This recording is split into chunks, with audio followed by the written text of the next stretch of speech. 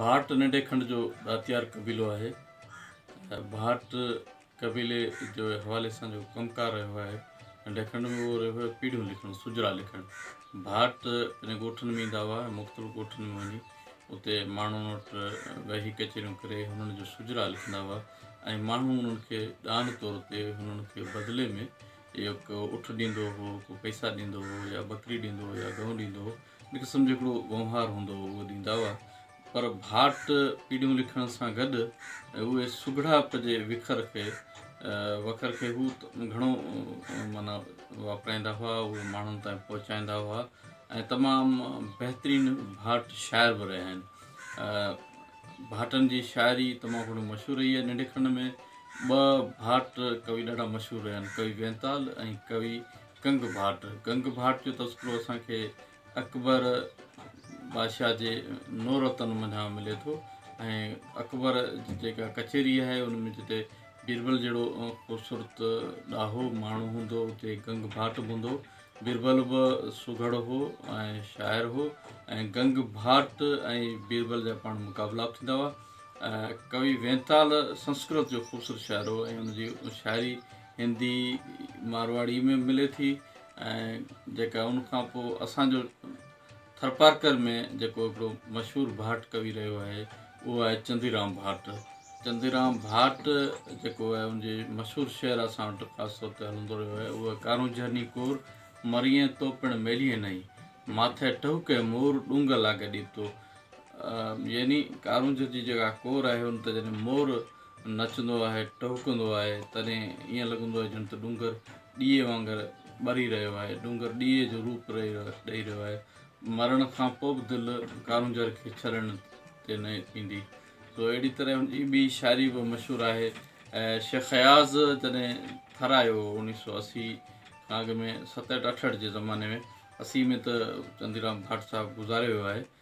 जॾहिं जीअरो हो उन वक़्तु चंदीराम भाट, जॾहिं शेख अयाज़ आयो ऐं शेख अयाज़ जी वॾी कचेरी थी ऐं पोइ शेख अयाज़ पंहिंजे आतम कहाणीअ में लिखियो आहे त हिन जी शाइरी न आहे ॼण पथर ते लकीरूं आहिनि। ऐं हू चए थो जॾहिं आउं हुन चंदीराम भाट सां मिलियो हुउसि त आउं हुनजी ज़हन ते तमामु हैरत न पइजी वियो हुउसि। हुन जॾहिं चंदीराम भाट खां कारूंझर में कचेरी कंदे पुछियो त हीउ मोर जेको आहे उहो न पारकर जो आहे या गुजरात जो, ऐं उते हिन चंदीराम जवाबु ॾिनो त मोर न पारकर जो आहे न गुजरात जो, मोर त नील आकाश जो आहे। अयाज़ लिखे थो आउं जी ज़हन ते हैरत में पइजी वियुसि।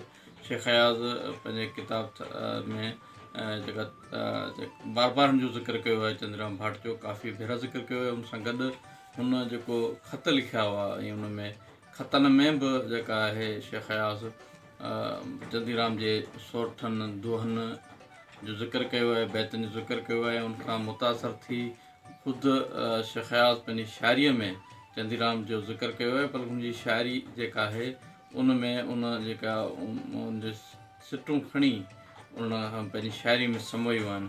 चंदीराम जेका आहे उनजी शाइरीअ में जेके मशहूरु शेर आहिनि उहे सालदरे ते शेर मशहूरु आहिनि ऐं उन में धूपा वेछे धार भटियाणी ॾुझी भली, पाणी तरोन पार अरड़ाटा करे उतरे।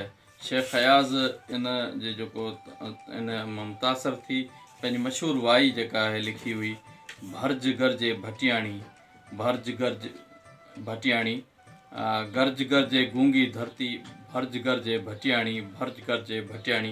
या मशहूरु वाई जेका आहे उहा हुन लिखी आहे। उन में धूपा धार न रहणी आहे, आ उथल में पाणी, भर्ज गर्ज भटियाणी। तो चंदीराम जो जेको आहे शाइरी जो मजमू उहो गुजराती में छपियो आहे। हुनजी शाइरीअ खे सिंधी तर्जुमो करण जी ज़रूरत आहे, हुनखे हुन हितां जे रसम ख़त में आणण जी ज़रूरत आहे। कवि चंदीराम भाट जी ज़िंदगी जे हवाले सां असांखे मिले थो त हू पारकर जो असांजो ही ख़ूबसूरत कवि मेहरू भाट जो पुटु हो ऐं मेहरू भाट जे हिन पुट जो हिकु दफ़ा घोड़ो चोराइजी वियो, उन ते बि हिन पंहिंजो ख़ूबसूरत हिकिड़ो शेर चयो हो। ऐं उनखां अलावा हिन जेके पंहिंजे कासबे जे जेको ओपाराम हिकिड़ो तमामु वॾो सख़ी किरदारु हो, उनखे हुन पंहिंजी शाइरी में ॻायो आहे। उजड़ो उपाराम गुणियल कासबे गोमरो, ऐं हुनखे बि ॻायो आहे। ऐं ॿियो हुनखां अलावा मेघवाड़नि जूं जेके नुखूं आहिनि मेघवाड़ कबीले जूं, उहे बि पंहिंजे शाइरीअ में समोयूं आहिनि। ऐं असांजे हितां ई प्यारे ऐं सगारे मुसनफ़ पुराणे पारकर साईं मघाराम ओझा पुराणे पारकर में जेका आहे उन में शाइरीअ खे चंदीराम भाट जी शाइरीअ खे शामिलु कयो आहे। ऐं हीअं वक़्त ते नंगर पारकर में बीखो भाट चंदीराम जी शाइरी ॿुधाए रहियो आहे ऐं ॿुधाईंदो रहे थो। ऐं अॼोके हिन असांजी कचेरीअ में असीं उन गंग भाट जा बि हिकिड़ो मशहूरु छंद आहे जेको असां वटि घन घोर टकोर से मोर छुपे नहीं मुख़्तलिफ़ कचेरियुनि में सुगड़नि कचेरियुनि में ॿुधाईंदा आहिनि।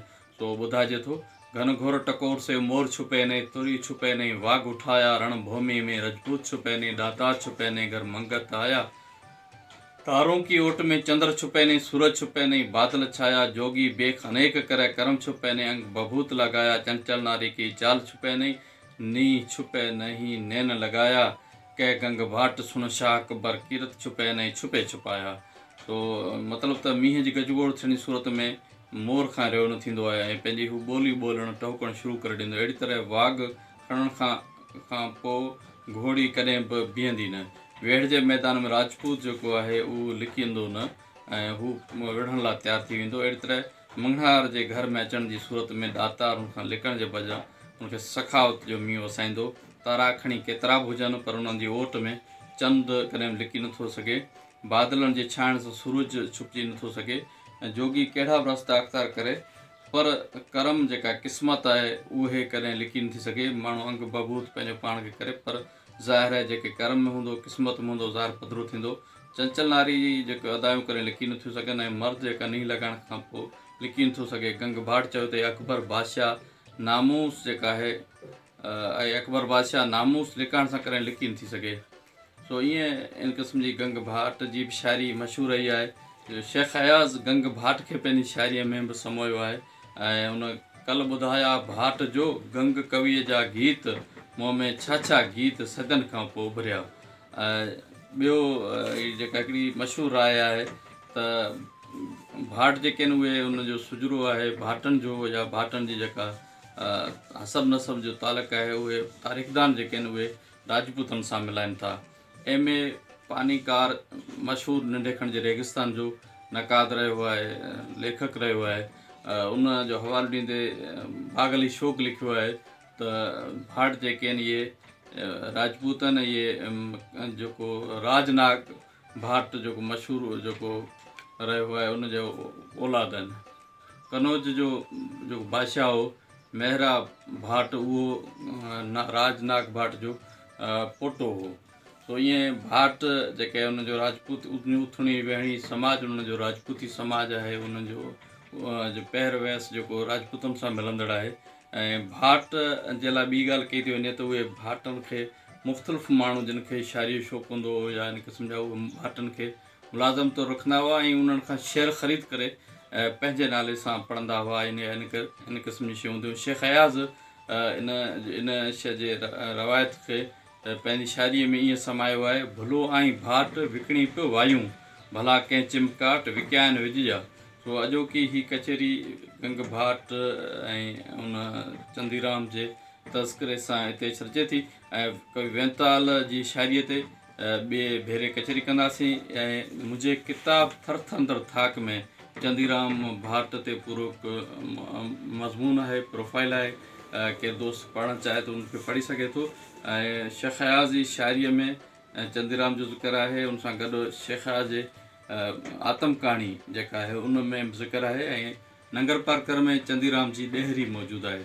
असीं जॾहिं दोस्त नंगर पारकर घुमणु वञनि था उते ज़रूरु उनखे नंगर पारकर में बीखे भाट सां मिलणु घुरिजे ऐं उन सां कचेरी करणु घुरिजे। ऐं हिन शाइर जंहिं शाइर कारूं जनी कोर मरीअ तो पिणु मेलीअ नई माथे टहुके मोर ॾूंगर लाॻे ॾीपतो जहिड़ी कविता सिरजी आहे उनखे सलाम पेश करणु घुरिजे।